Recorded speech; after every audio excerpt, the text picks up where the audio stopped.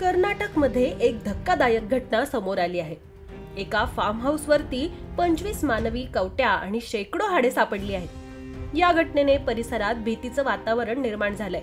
हा धक्कादायक प्रकार रामानगर जिल्ह्यातील जोगनहल्ली गावामधील आहे।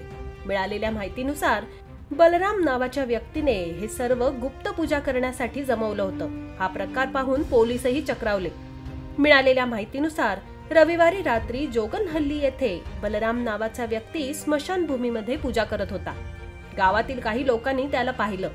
बलरामाला स्मशानभूमीमध्ये पूजा करत असताना पाहून गावातील लोक घाबरले। त्यांनी तातडीने पोलिसांना याबाबतची माहिती दिली। पोलिसांना स्मशानभूमीमध्ये एक व्यक्ती काळी जादू करत असल्याची माहिती मिळाली। त्यानंतर पोलीस तातडीने घटनास्थळी दाखल झाले।